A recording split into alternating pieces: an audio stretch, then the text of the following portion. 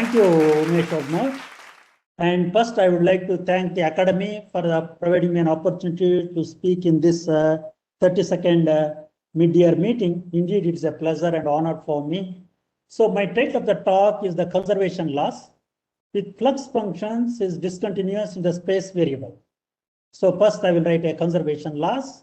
That is, a u is a function of the space variable x and time t. Now consider the differential equation of this form. It's a del u by del t, derivative, partial derivative in time. And this is f is called the flux function. It is a function of the space variable as well as an unknown function u. So my talk is if the flux function f is a discontinuous in this space variable, smooth in this u variable. This is my talk, mainly that. First, to start with, I will take that by giving an introduction to this area. I start with the f is a smooth in this x variable.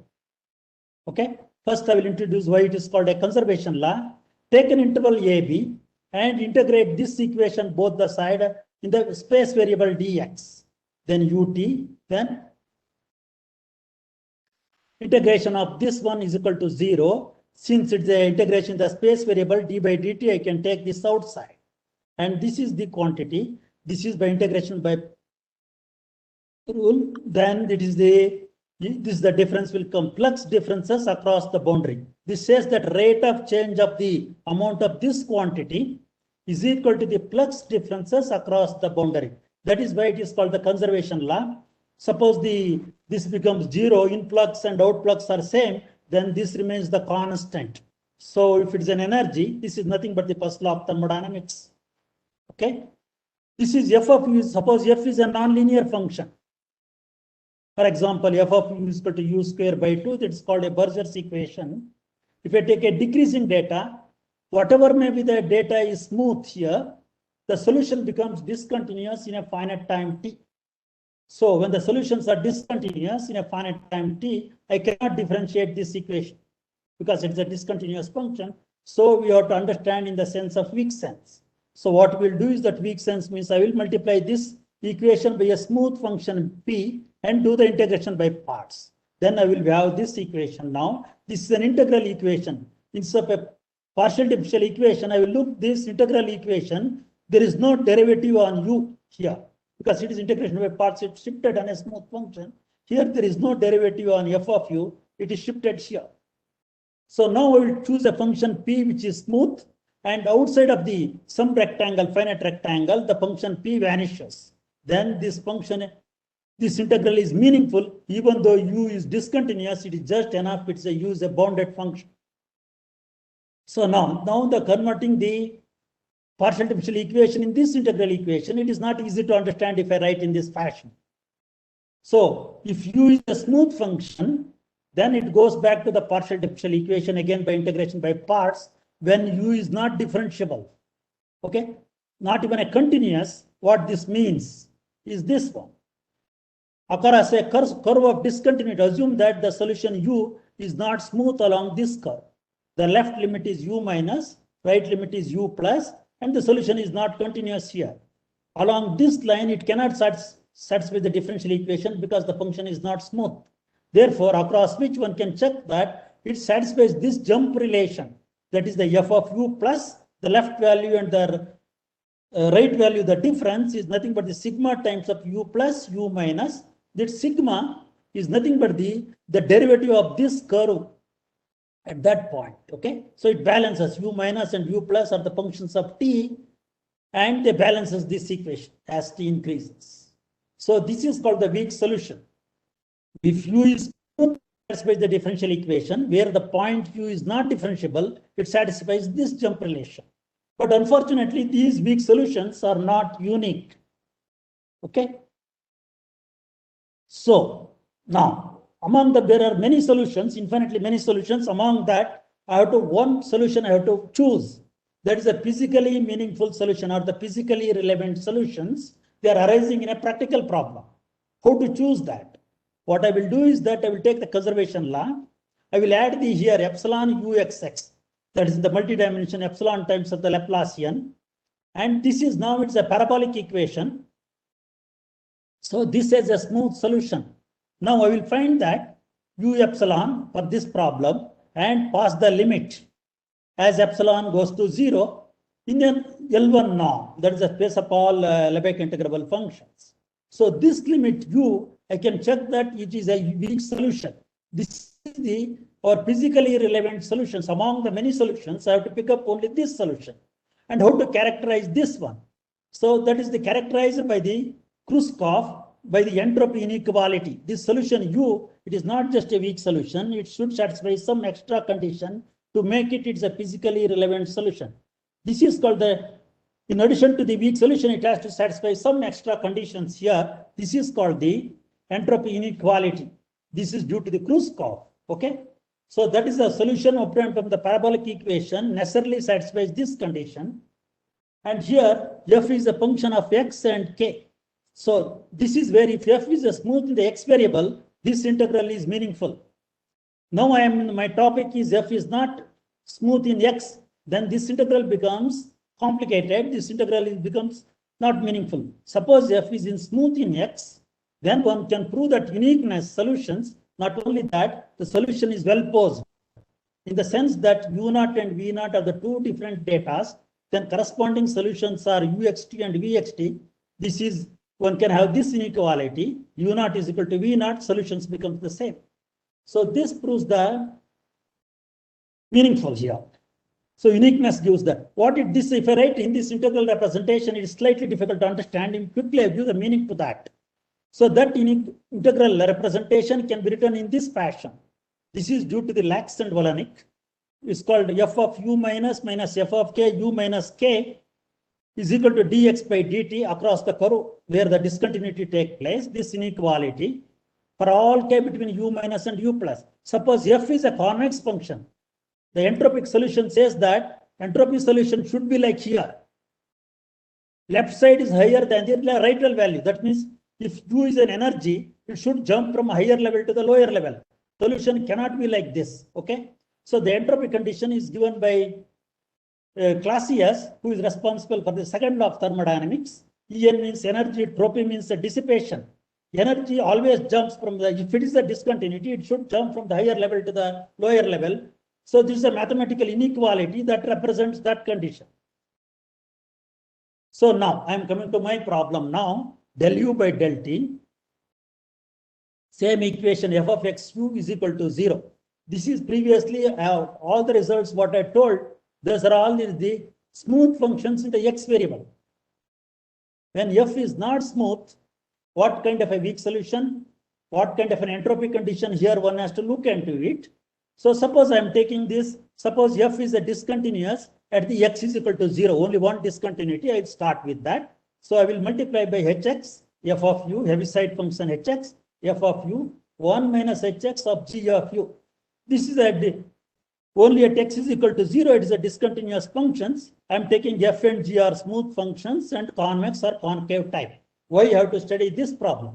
This problem usually comes in the two-phase flow in a porous media, sedimentation problem and trophic flow problem. Just I will give that where it comes.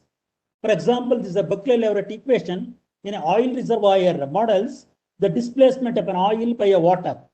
Okay. So in those equations, the flux functions is the two-dimensional equations. So in the flux function contains this term kx.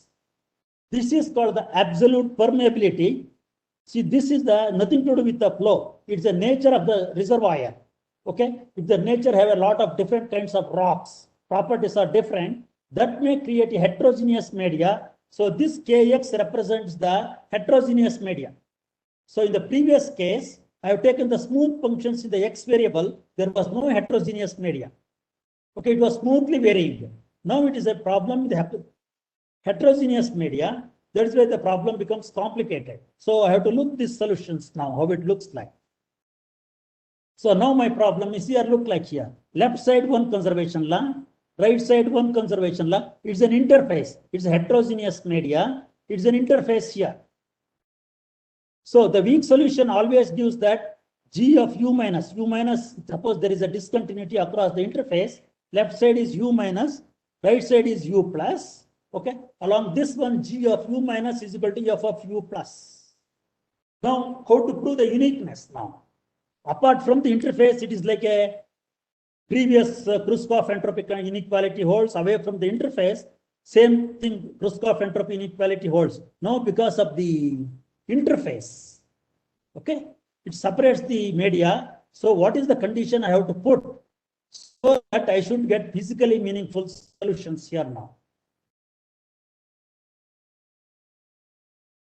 Now, these solutions in general may not solution even for a linear problems. Suppose it's a heterogeneous media, it is a here and it's a decreasing sign here, it's an increasing sign here. The problem may not have solutions. Even if it solutions exists, the solutions may not be unique. So now you have proved that if f and g of this type, okay, both are convex type or a concave type, one can prove the existence of a solutions and the uniqueness proof. That's what I'm going to tell. Now, how to study this equation now? Now, before going to that, how they have studied in the case of a continuous case. So what they did was, is it possible to get an explicit formula for the solution? From that, we can guess that what can be a condition on the interface. So at least some examples, some particular choices, can I guess it? So what they do is that in the continuous case, they convert the scalar conservation law into Hamilton-Jacobi equation. That is, we define the u is a discontinuous function, but it is a bounded. Therefore, integral of, if I integrate with respect to the x variable, then in the x variable, it's become a Lipschitz continuous function, then it satisfies the Hamilton-Jacobi equation. Now I'm in the one variable, this is possible. So by using this one, I will guess that what can be the condition. So now if I go back to the conservation law, u is nothing but the v of xt. When there is, it's a homogeneous media, f is equal to g, then the Lax and Hope obtained the formula for the viscosity solution. That is this called the Hamilton-Jacobi solutions, or called the viscosity solutions. So these solutions is given by explicitly. If I differentiate this one, I will get the solution to the conservation law. So the relations, you can see these in these references, for example, more how these are equivalent to that. Or even elementary, you can see that Ivan's book on partial differential equations. Okay, so how now we wanted to do the same thing, even for the discontinuous flux case also. So before that, I will try to understand, before going to the formula, I will try to understand the problem. This is an interface. It is one media. Here is another media. Okay, there are three possibilities. Suppose the wave starts from the right side medium. Okay, it may not hit the interface. It may go and touch the initial data. One possibility. Another possibility is that it may go and hit the interface. It may cross. Once it crosses, it may change the directions. It means the speed can change. In this media, one speed.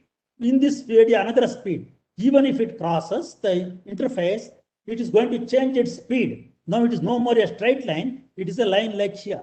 Sometimes it may happen that it may unable to cross the interface. It may go and moving along the line and hits back, reflects back. There are three possibilities wave can happen. On this basis, we derived a formula, explicit formula, by this joint work with Adimurthy and myself. So this is the formula. Here, for example, here in this region, zt, this is a curve is given by z theta. Theta belongs to 0 to t, and zt is equal to x, and g0 is equal to y. This is, if it is this side, I will call that g is positive. If it is this side, g is negative. If it is moving along this line, in this way. So we give this explicit formula. From this one, we found that the condition on the interface. So this is the condition on the interface. The curve should not be like this. So on this condition, okay, physically meaningful conditions, and on this condition, we were able to prove the uniqueness results. So by once we know this formula, so we were able to solve this particular data called the Riemann problem. Okay, to solve the differential equations by the numerical methods, these plays a very important role here. On this basis, now once I know the Riemann problem solutions, we derive a numerical scheme like in the continuous case. So here the numerical schemes is given by, for example, in the continuous case is given by uan plus 1 is equal to f of I plus 1, f of I minus 1. Okay, these are given by the ui plus 1 as the Riemann problems, and the flux in the numerical flux is given by here in the continuous case. Now we have to see that this is given by the Godunov in the case of the continuous case. We extend this one to the discontinuous case here, the interface. Now I wanted to know what is the value of the flux on this interface. On this interface, you are able to derive this one by knowing the explicit formula. So when F is equal to Z homogeneous media, then this goes back to that continuous case. Now, but one of the main difficulty here proving the convergence results and the solutions in the continuous case, the solutions are total variation bounded. Here in this case, it is not true. In fact, with Rajiv and Sham and Adimurthy, we were able to produce a counter example. Such things are not happens. And different problems have different entropy conditions that was studied by with Mishra and Adimurthy. And that's appeared in Journal of Differential Equations. Now, as there is not much time, I'm moving to the computational technique. Once I have these schemes, so this here I will compute now the first example I showed here. So when I do the computation in the oil reservoir, here the pressure is less. Here push the water in this direction, the reservoir area. Water is entering and pushes the oil towards the output well. Okay, it is like water is entering. It is an oil reservoir. It pushes the water. Water pushes the oil. Oil will be in front of that. But unfortunately, water reaches the output oil. Lot of oil is left out. So it's a big failure in this one. By the discontinuous flux of the numerical scheme, we were able to compute this one correctly. And you can see the contours of these lines. So this is a big loss to the industry. So what they will do is that the water should not push faster with the high pressure. What they will do is that they dissolve the polymer inside of that and thickening the water. That means the viscosity of water is increasing so that oil is moving slowly and water is also moving slowly because of that. But mathematically, it creates a different, difficult, more problem. How to solve that? C is the concentration of the polymer. So this equation, once you solve it, how to solve that one? I will just give the two equations in that one. Here you look at how we are doing it here. F of u bin, as though it's a discontinuous function kx. The idea is this one. Here f of u, there x I am replacing by the f of 1 kx here as the known discontinuous function. Here in the second equation, the first variable is the known discontinuous function. So we apply the same schemes. Now we will be having the numerical flux, this one, and we take the domain, and with the system, we solve this one. This is with high pressure and the low pressure is here. Water is pushing in diagonal. So in this case, I can show the numerical experiments. So you can see it here, the first part. So this is we create the rocks in the medium by artificially by circles, which give the very less absolute permeability is very small and changing rapidly like that.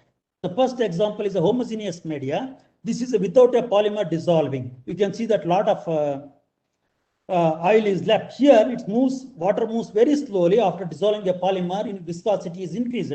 This can be clearly obtained with the solving the equations. So this is without gravity. Gravity is applying from top to the bottom. So therefore, if you want to move this side, due to the gravity, the water is moving this side. But still a lot of oil is left. And next example, we take a hard rock. Permeability is very small, rapid changing. Hard rocks. We just create a circles of radius something and small radius with changing this permeability, absolute permeability, so that there will be a lot of discontinuity in the heterogeneous media.